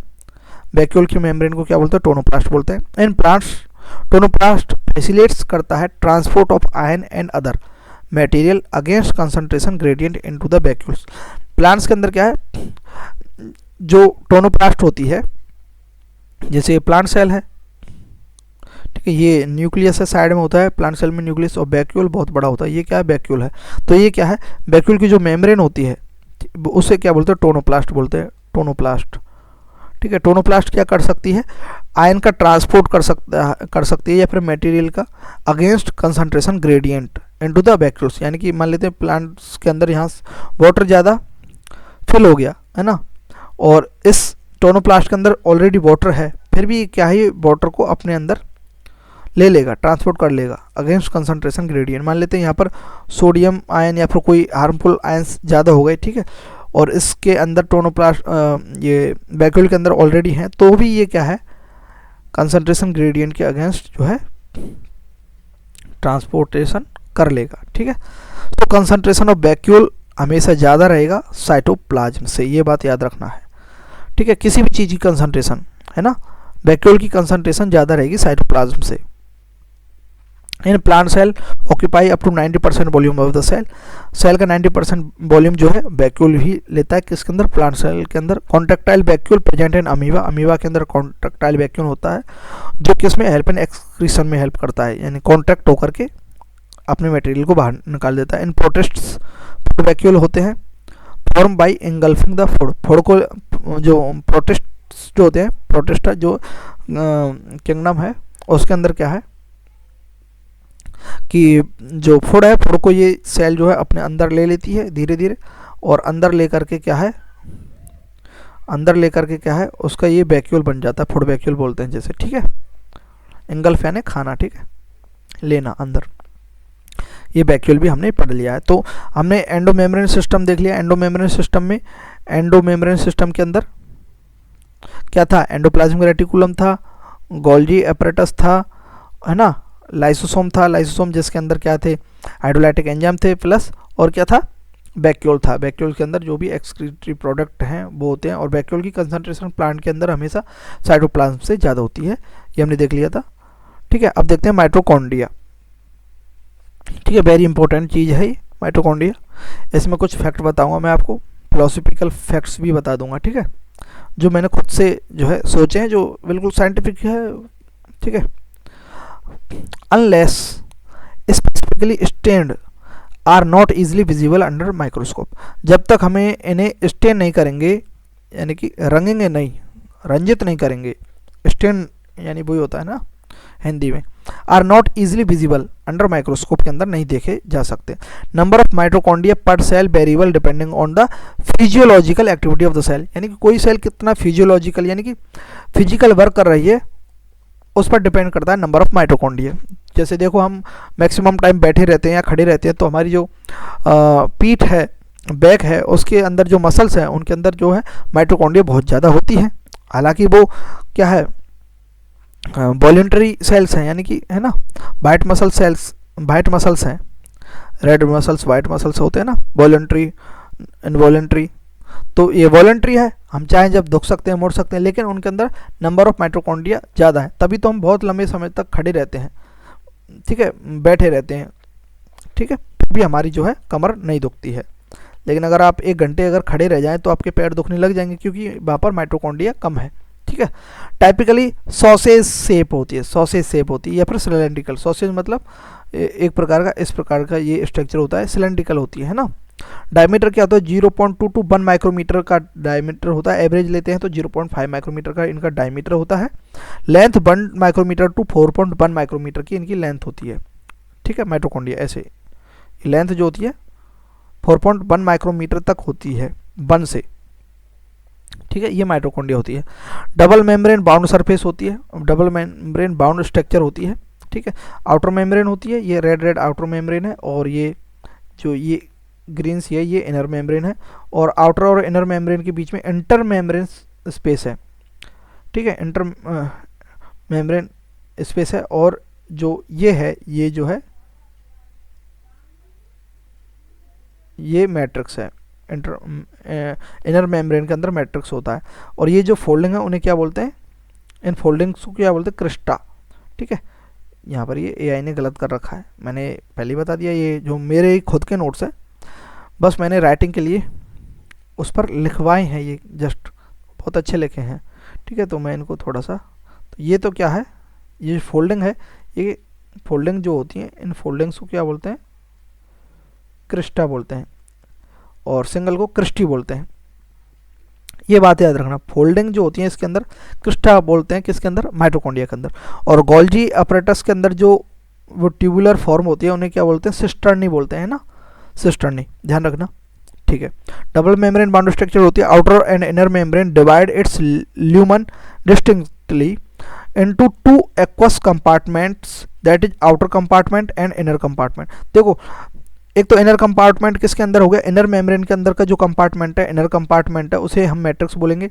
और एक कंपार्टमेंट का बन गया आउटर मेम्ब्रेन, और इनर मेम्ब्रेन के बीच का ये जो कंपार्टमेंट है इसे क्या बोलेंगे, ये क्या है, इंट्रा मेम्ब्रेनस होता है ना। Inter compartment filled with dense homogeneous substances, उसे मैट्रिक्स बोलते हैं। और inner membrane forms a number of infolding called cristae, एक को क्या बोलेंगे, क्रिस्टी बोलेंगे, और एक से ज़्यादा को क्रिस्टा बोलेंगे। Towards the matrix, cristae increase surface area, cristae क्या करती है, इंक्रीज करती है, इंक्रीज सरफेस एरिया इंक्रीज करती है क्रिस्टी, ठीक है। ऐसे फोल्डिंग बनने से जो फोल्डिंग है उन्हें क्रिस्टी बोलते हैं, एक फोल्ड को क्रिस्टी बोलते हैं, और प्लूरल को क्रिस्टा बोलते हैं ना। साइट ऑफ एरोबिक रेस्पायरेशन, जो एरोबिक रेस्पायरेशन का होता है माइटोकॉन्ड्रिया में होता है। Produce cellular energy in the form of ATP, so called power house of cell. In matrix, matrix के अंदर एक सिंगल सर्कुलर डीएनए होता है, ठीक है। कुछ आरएनए मॉलिक्यूल्स होते हैं, राइबोसोम्स होता है 70S। देखो राइबोसोम 70S होता है, यानी कि राइबोसोम सेल ऑर्गेनल्स के अंदर भी मिल रहा है, तो इसलिए राइबोसोम्स को क्या बोलते हैं, ऑर्गेनल ऑफ ऑर्गेनल है ना। Components required for protein synthesis, ribosomes है ना। Mitochondria divides bye fission, mitochondria divide होकर के नई माइटोकॉन्ड्रिया बनाती है, किसके द्वारा, फिजन के जरिए डिवाइड होती हैं, ठीक है। अब आते हैं, माइटोकॉन्ड्रिया हो गया, आगे प्लास्टिड्स, ये सारे हम ऑर्गेनल्स पढ़ रहे हैं, ठीक है। सेल हमने देख लिया, सेल के बारे में ही तो जान रहे हैं। देखो एक छोटी सी फंक्शनल यूनिट उसके बारे में हम पढ़ रहे हैं, plastids found in all plant cells, plastid plant cells में मिलते हैं, एंड इन यूग्लिनोइड्स, ठीक है, यूग्लिनोइड्स है ना, प्रोटिस्ट है यूग्लिनोइड, एक प्रोटिस्टा है, वो हम प्लांट किंगडम एनिमल किंगडम पढ़ेंगे ना तब हमें मालूम होगा, है ना। 3 टाइप्स ऑफ प्लास्टिड्स होते हैं on the basis of pigments, pigments के बेसिस पर 3 टाइप के होते हैं प्लास्टिड्स। एक क्लोरोप्लास्ट होता है, एक क्रोमोप्लास्ट और ल्यूकोप्लास्ट। क्लोरोप्लास्ट क्या होता है, contain chlorophyll and carotenoid pigments, trap light which is essential for photosynthesis. Chloroplast क्या होता है, जिनके अंदर क्लोरोफिल और कैरोटीनॉइड होते हैं, कैरोटीनॉइड होते हैं, और क्या होते हैं, क्लोरोफिल होते हैं, क्लोरोफिल और कैरोटीनॉइड क्लोरोप्लास्ट होते हैं। ये लाइट एनर्जी को ट्रैप करके फोटोसिंथेसिस के जरिए फोटो का फॉर्मेशन करते हैं। क्रोमोप्लास्ट क्या होते हैं, कंटेन फैट सॉल्युबल कैरोटीनॉइड। क्रोमेटोप्लास्ट के अंदर भी कैरोटीनॉइड होते हैं लेकिन फैट सॉल्युबल होते हैं, जैसे कि carotene, xanthophyll and others. Carotene and xanthophyll ये क्या है, कैरोटीनॉइड है, fat soluble carotene and xanthophyll. Gives yellow and orange and red colour, ठीक है। प्लांट्स का येलो, ऑरेंज, रेड कलर किससे आता है, क्रोमोप्लास्ट से आता है। ल्यूकोप्लास्ट क्या होता है, कलरलेस प्लास्टिड जो होते हैं उन्हें क्या बोलते हैं, leucoplast, colourless leucoplast. Buried shape and size with stored nutrients, shape और साइज में अलग अलग होते हैं और इनके अंदर न्यूट्रिएंट्स जो है वो स्टोर्ड रहते हैं, ठीक है। ये कोई भी फूड का फॉर्मेशन नहीं कर सकते हैं खुद से। एक होते हैं एमाइलोप्लास्ट, एमाइलोप्लास्ट जो होते हैं स्टोर कार्बोहाइड्रेट, स्टार्च का स्टोरेशन जो करते हैं उन्हें एमाइलोप्लास्ट। इलियोप्लास्ट ऑयल या फिर फैट का स्टोरेज करते हैं। एल्यूरोप्लास्ट प्रोटीन का, एल्यूरोन जो मेम्ब्रेन होती है मेज के अंदर, उसी से ये नाम पड़ा है ना, एल्यूरो मतलब प्रोटीन, तो एल्यूरोप्लास्ट, ठीक है। आगे हम पढ़ेंगे ये सारी बायोलॉजी, उसमें ये आगे आता जाएगा, ठीक है। जब हम पढ़ेंगे क्या, मॉर्फोलॉजी ऑफ फ्लावरिंग प्लांट्स के अंदर पढ़ेंगे ना, तब एक मेम्ब्रेन होती है, ठीक है, मोनोकॉट्स के अंदर। क्लोरोप्लास्ट स्ट्रक्चर, ठीक है, क्लोरोप्लास्ट की स्ट्रक्चर देखते हैं। डबल मेम्ब्रेन बाउंड स्ट्रक्चर होता है। Inner membrane is relatively less permeable होती है। Space limited by inner membrane is called stroma. देखो ये कैसे होती है, मैं इसका डायग्राम देखते हैं, एक सेकंड।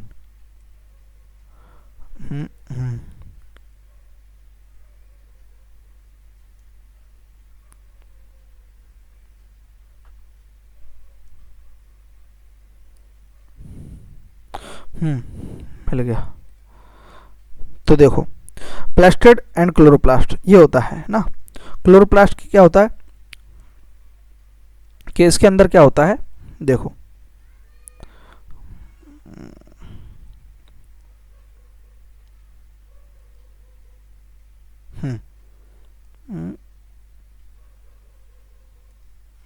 एक सेकंड बस, इसी में बता देते हैं।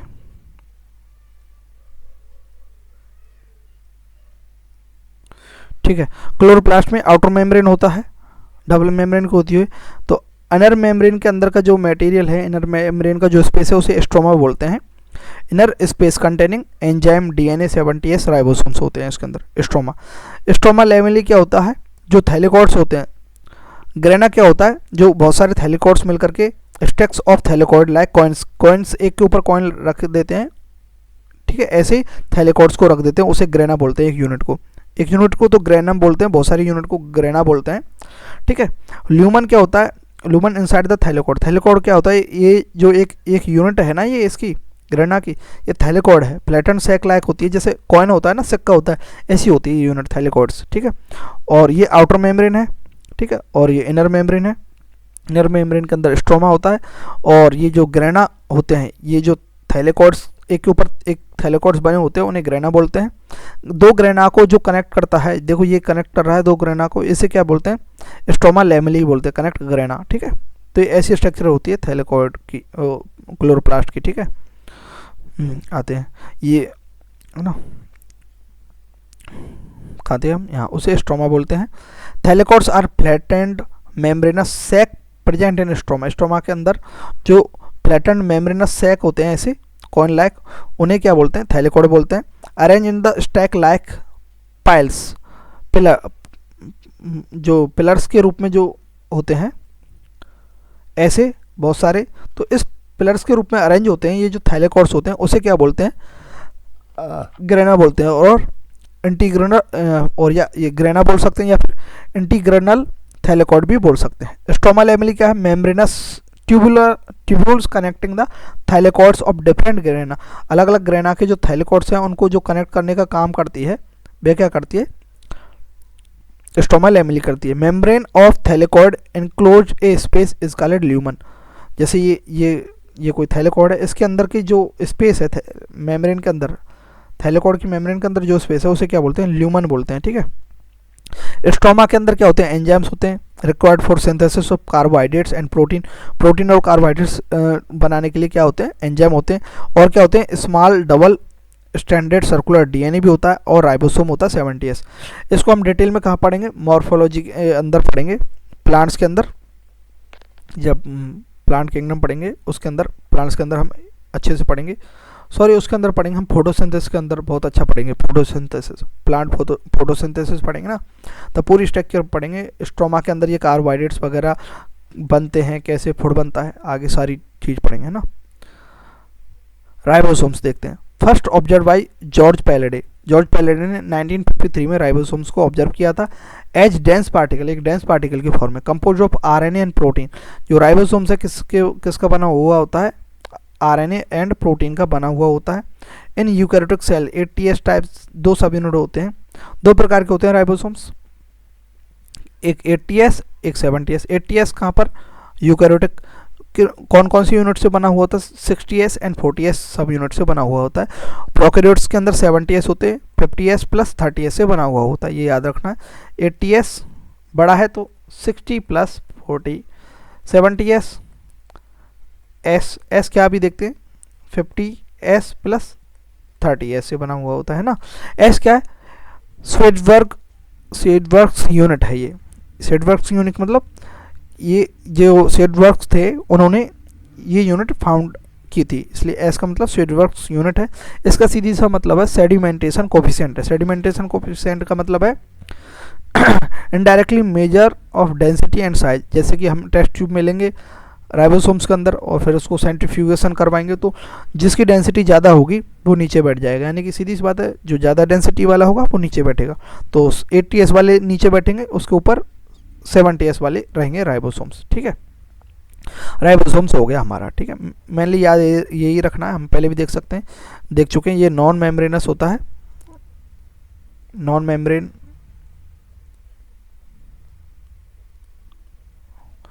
ऑर्गेनल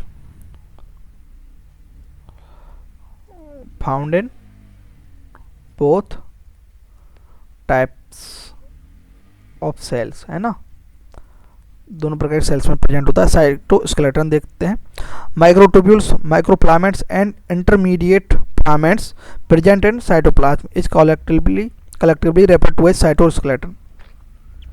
सबको कलेक्टिवली साइटोस्केलेटन बोलते हैं, जैसे माइक्रोट्यूब्यूल्स होते हैं या फिर माइक्रोप्लामेंट्स होते हैं और इंटरमीडिएट फिलामेंट्स होते हैं, जो क्या है, जो सेल है उसको उसकी स्ट्रक्चर बनाए रखते हैं, ठीक है, उन्हें साइटोस्केलेटन, साइटो मतलब सेल का स्केलेटन यानी कि ढांचा एक प्रकार से। फंक्शन ऑफ साइटोस्केलेटन क्या है, मैकेनिकल सपोर्ट प्रोवाइड करवाते हैं, motility, maintenance of the shape of the cell, सीधी सी बात है। यूकैरियोटिक सेल्स के अंदर सेल वॉल तो होती ही नहीं है, तो उनकी शेप कैसे मेंटेन रहेगी, तो उनकी शेप किससे मेंटेन रहती है, साइटोस्केलेटन से। सो जो साइटोस्केलेटन है वो किससे बना हुआ होता है, माइक्रोट्यूब्यूल्स, माइक्रोफिलामेंट्स, इंटरमीडिएट फिलामेंट्स, इनसे बना हुआ होता है। सीलिया एंड फ्लैजिला, सीलिया क्या है, स्मॉल वर्क लाइक ओट्स, सीलिया क्या है, ओट्स की तरह वर्क करते हैं, ठीक है, जैसे पतवार होती है उसकी तरह इधर उधर मूव करते हैं सीलिया, ठीक है, मतलब भोजन को मूवमेंट में भी हेल्प करते हैं और जो फूड है फूड को पास लाने के लिए या फिर फूड एंगल्फ करने के लिए, खाने के लिए भी सीलिया का यूज किया जाता है, जैसे पैरामीशियम में सीलिया होते हैं। फ्लैजिला क्या है, लॉन्गर होता है, responsible for movement, mainly movement जो होता है फ्लैजिला के जरिए होता है, जैसे स्पर्म में भी होता है, बैक्टीरिया के अंदर भी होता है। देयर कोर जो होती है, कोर जो होती है फ्लैजिला, जैसे ये कोई फ्लैजिला है, एक मिनट, जैसे ये फ्लैजिला बना दिया हमने, ठीक है, तो इसकी ये जो कोर है, इस कोर को अगर हम ट्रांसफर सेक्शन करेंगे, इसको काटेंगे तो इस प्रकार से ये कोर बन करके आएगी, ये रही कोर। ठीक है, इस कोर को एक्सोनिमी बोलते हैं, एक्सोनिमी। तो ये काटने पर ये हमें मिली है। ठीक है, ये ठीक है, मतलब ये ऐसे थी। ठीक है, इसको ये जो है ये एंड पार्ट है ना, ये ऐसे था ये, है ना। तो इसको हमने ऐसे ट्रांसफर सेक्शन के जरिए काट दिया, मतलब ट्रांसफर सेक्शनली काट दिया, है ना। तो उसे उसकी कोर को एक्सोनोमी बोलते हैं, किसकी, फ्लैजिला या फिर सीलिया, इनकी दोनों की। Axoneme has radial arrangement, arrange 9 pair of doublet, 9 pair of doublet होते हैं। डबलेट है, देखो एक ये रहा, 2 1 2 1 2, ऐसे डबलेट है ये। ठीक है, ट्रिपलेट नहीं है ये, AI से थोड़ा सा ऐसे बन गया है डायग्राम, है ना। 1 2, ये डबलेट है, 9 डबलेट है, 1 2 3 4 5 6 7 8 9, इसने 10 बना दी, 9 डबलेट है ना। Axoneme has radially arrange 9 pair of doublet, है ना। पेरिफेरल माइक्रोट्यूब्यूल्स, पेरिफेरल माइक्रोट्यूब्यूल्स होते हैं। A pair of centrally located microtubules, 9+2 arrangement होता है। ठीक है, ये जो डबलेट हैं ये क्या है, माइक्रोट्यूब्यूल्स हैं। 9 डबलेट जो हैं, पेरिफेरल माइक्रोट्यूब्यूल्स जो डबलेट हैं, 9 पेयर हैं ये। ठीक है, और इन दोनों जो डबलेट्स हैं इनको जो कनेक्ट कर रहा है उसे क्या बोलते हैं, इंटर डबलेट ब्रिज बोलते हैं। दो को कनेक्ट करने के लिए इंटर डबलेट ब्रिज होते हैं। और बीच में क्या है, कनेक्टिंग जो बीच में जो होती हैं वो क्या होती हैं, सेंट्रली लोकेटेड होते हैं, एक पेयर माइक्रोट्यूब्यूल। ये बीच के एक सेंट्रली लोकेटेड पेयर माइक्रोट्यूब्यूल्स हैं, इनको जो कनेक्ट कर रहा है उसे क्या बोल देंगे, कनेक्टेड बाय ब्रिज, एक ब्रिज के जरिए कनेक्टेड होते हैं। ठीक है, और हाँ, ये सेंट्रल शीथ होता है, जो दोनों जो सेंट्रली लोकेटेड माइक्रोट्यूब्यूल्स हैं उनके ऊपर की जो कवरिंग है उसे सेंट्रल शीथ बोलते हैं। और उस सेंट्रल शीथ से जो ट्यूब्यूल्स निकल करके कनेक्ट हो रहे हैं डबलेट्स हैं, उन्हें क्या बोलते हैं, रेडियल स्पोक बोलते हैं, रेडियल स्पोक बोलते हैं। ठीक है, और इजीली मैं यहाँ पर बता देता हूँ। देखो ये रहा, ये बिल्कुल जो है मेरे नोटबुक में बना हुआ बिल्कुल सेम ऐसा ही है। 9 पेयर पेरिफेरल डबलेट होते हैं, ये रहे, ये डबलेट है। ठीक है, ये ऊपर प्लाज्मा मेम्ब्रेन है, और ये रेडियल स्पोक है, ये वाले देखो, ये जो शीथ से कनेक्ट, शीथ्स और जो है डबलेट को कनेक्ट कर रहे हैं वो रेडियल स्पोक है। एक पेयर ऑफ सेंट्रल माइक्रोट्यूब्यूल्स हैं, बीच में जो लिंकर है। ठीक है, 9+2 अरेंजमेंट है इस एक्सोनोमी का। किसके अंदर ये है, ये 9+2 अरेंजमेंट जो फ्लैजिला और ये है ना यूकैरियोट्स के अंदर इंटर डबलेट है। 2 डबलेट के बीच में इंटर डबलेट ब्रिज होता है। सेंट्रोसोम्स, ये तो हो गया क्या फ्लैजिला का, है ना। और सेंट्रोसोम्स एंड सेंट्रियोल्स में क्या होता है, 2 सिलेंड्रिकल सेंट्रियोल्स पेरिफेरल होते हैं। पेरिफेरल ट्रिपलेट बनते हैं, सेंट्रोसोम्स एंड सेंट्रियोल्स के अंदर ट्रिपलेट बनते हैं। बीच में सेंट्रल हब होता है, प्रोटेनिशियस एक हब होता है। ठीक है, बस, है ना। और जो रेडियल स्पोक जो होते हैं उनसे जो है ट्रिपलेट अटैच रहते हैं सेंट्रल हब से, कनेक्टिंग हब टू ट्रिपलेट। ठीक है, ये होता है। फंक्शन क्या होता है, basal body formation and spindle fibre. ठीक है, ये हमने यहाँ देख लिया है। सीलिया एंड फ्लैजिला का तो ऐसा होता है, 9+2 अरेंजमेंट होता है। नेक्स्ट है अपना centrosomes and centrioles. Centrosomes is an organelle contain 2 cylindrical structure called centrioles. Centrosomes के अंदर क्या होता है, सेंट्रियोल्स होते हैं, surrounded by amorphous peripheral material. Both centrioles and centrosomes lie perpendicular to each other. जैसे देखो ये ऐसे होते हैं, ये एक सेंट्रियोल्स है, ये मिलकर के सेंट्रोसोम बनाते हैं, ऐसे परपेंडिकुलर होते हैं ये ऐसे एक दूसरे के। ठीक है, centrosomes is an organelle contains 2 cylindrical structure, जो उन्हें क्या बोलते हैं, सेंट्रियोल्स। सेंट्रोसोम्स क्या है, सेंट्रोसोम्स क्या है, 2 जो सेंट्रियोल्स हैं वो एक दूसरे के परपेंडिकुलर ऐसे अटैच हैं। ठीक है, उस स्ट्रक्चर को क्या बोलते हैं, सेंट्रोसोम बोलते हैं। Surrounded by amorphous pericentriolar material होता है इनके चारों ओर। पेरी मतलब पेरीफेरी में, यानी सराउंडेड में होते हैं। ये क्या है, सराउंडेड में क्या है, एमोर्फस पेरीसेंट्रियोलर मटेरियल होता है। Both centrioles in centrosome lie perpendicular to each other. ठीक है, एक दूसरे के परपेंडिकुलर होते हैं। Centrioles has organisation like cartwheel, cartwheel का सा ऑर्गेनाइजेशन होता है। Triplet of fibrils of tubulin protein, ये ट्रिपलेट बने हुए हैं और ट्रिपलेट जो है हब से, ये हब है बीच में, हब से जिससे कनेक्ट है उसे रेडियल स्पोक बोलते हैं, रेडियल स्पोक बोलते हैं। देखो ये रेडियल स्पोक है, ये हब है, ठीक है। ट्रिपलेट्स जो आपस में कनेक्टेड होते हैं उसे क्या बोलते हैं, इंटर ट्रिपलेट ब्रिज बोलते हैं, ठीक है। Centrioles form the basal body of cilia and flagella and spindle fibre. Centrioles क्या बनाते हैं, जो बेसल बॉडी होती है फ्लैजिला की, सीलिया की।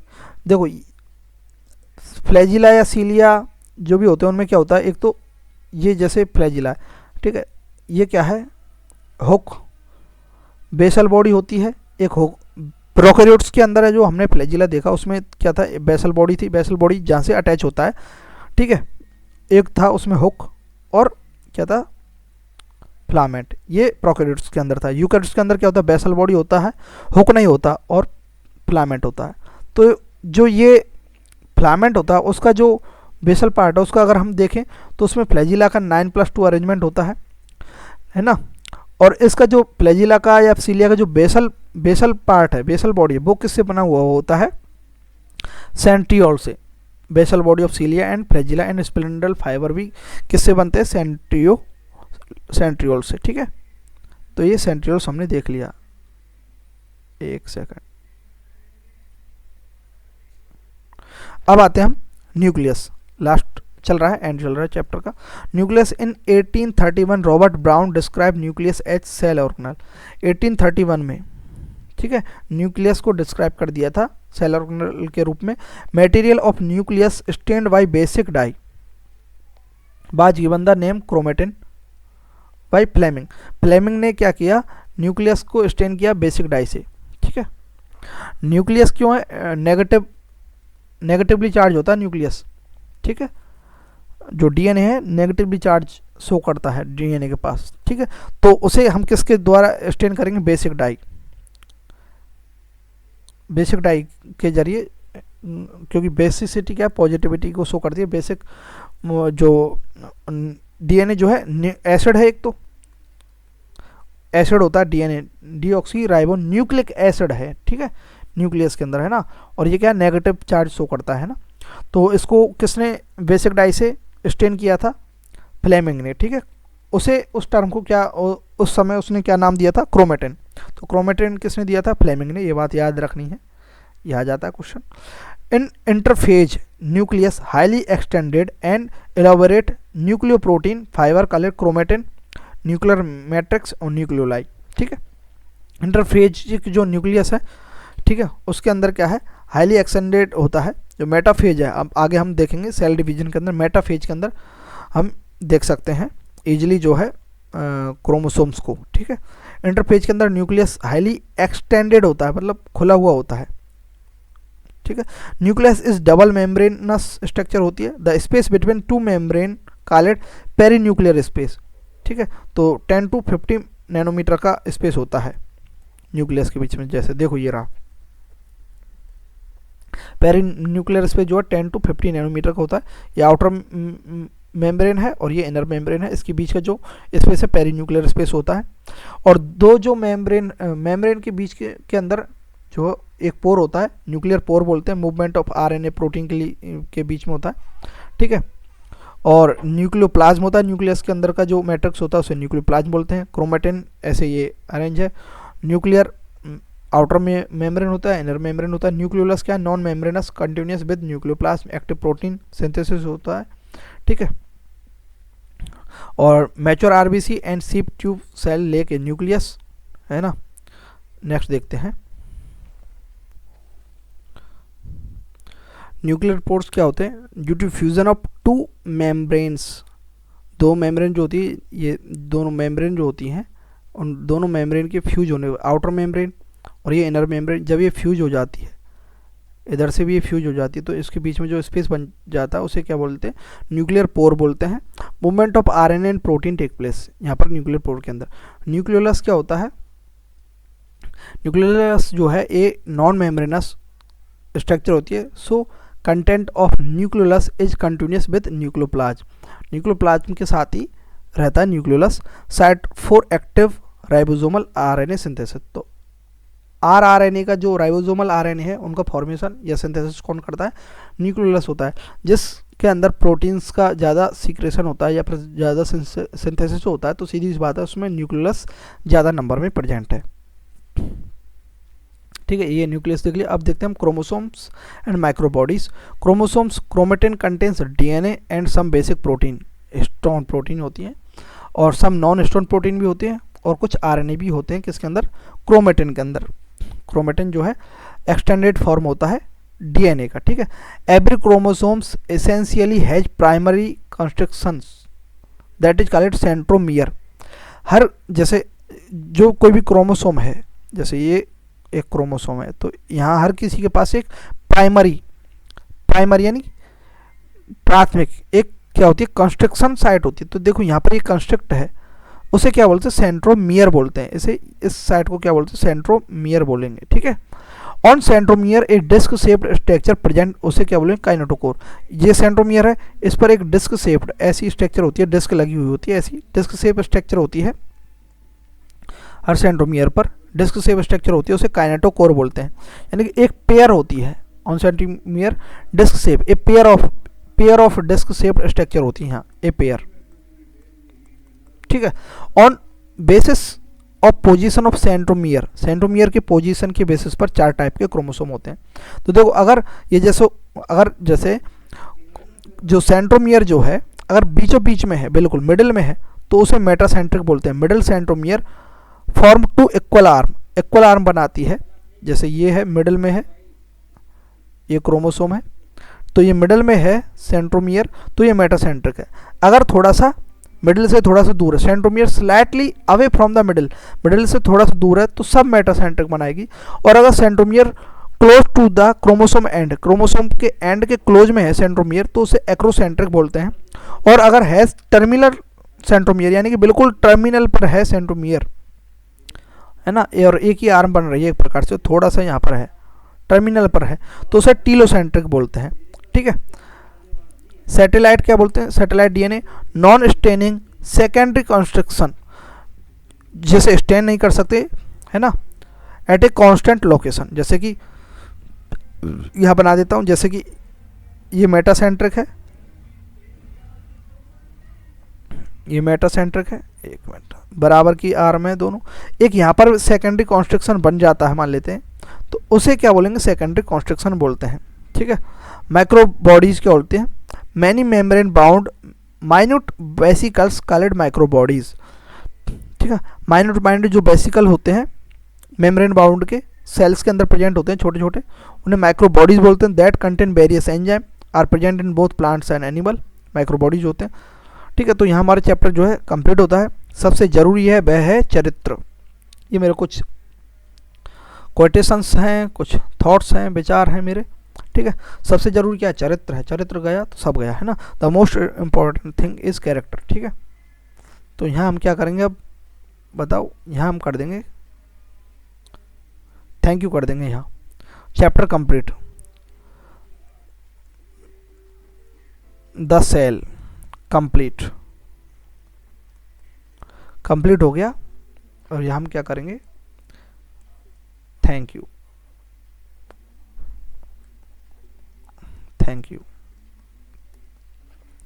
तो ये चैप्टर कंप्लीट होने के बाद इसके PYQ लगा लेंगे, और ये कंप्लीट हो गया। ज़्यादा दिक्कत वाली बात नहीं है, और इसके नोट्स जो हैं इसकी PDF टेलीग्राम पर मिल जाएगी। तो ऐसे पढ़ेंगे तो ही सिलेबस भी कंप्लीट होगा। तो जल्दी से जल्दी जो है जनवरी में हम बायोलॉजी कंप्लीट करवा देंगे। Thank you very much.